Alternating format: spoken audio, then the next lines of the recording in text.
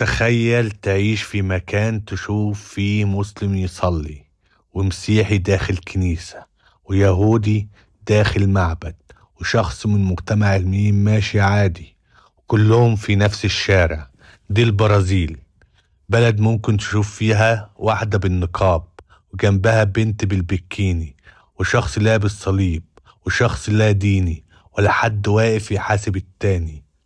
هنا الناس من ديانات وأفكار مختلفة جدا، في مسلمين، مسيحيين، يهود، لا دينيين، وأشخاص من مجتمع الميم، كل واحد عايش بطريقته.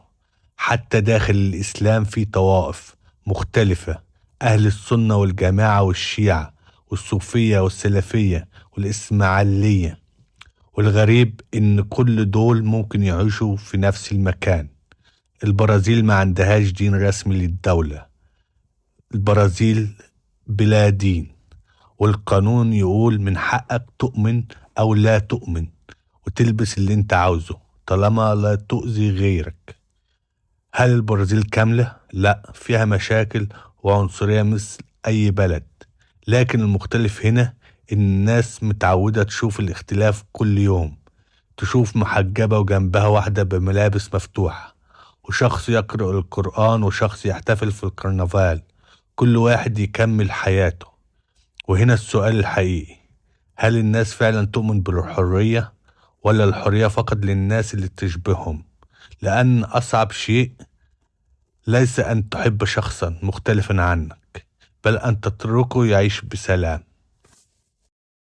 سؤال محيرني، هل فعلا البشر يؤمنون بالحرية، أم يريد كل شخص فقط حرية من يشبهه؟ لأن أصعب شيء ليس أن تحب المختلف عنك، بل أن تقبل وجوده أصلا.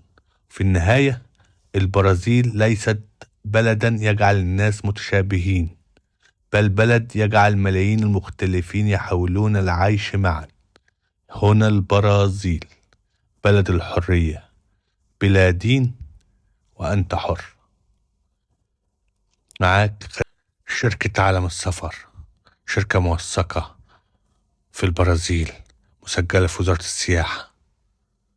بنقدم خدمات لوجستية متكاملة، تقديم دعوات سياحية وتجارية ودعوات عمل.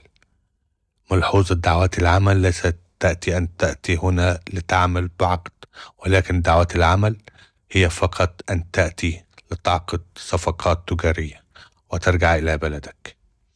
زائد بنقدم ملفات للتأشيرة، استقبال المطار، إيجاد سكن، استخراج الأوراق، جولات سياحية ممتازة. كمان بنشوف لك سكن. عندنا خدمات لوجستية متكاملة، عالم السفر، ثقة، أمان، شفافية.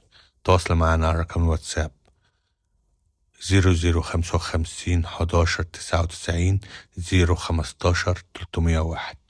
عالم السفر، بنخدمك من البرازيل للعالم كله. عالم السفر، ثقة، أمان، شفافية.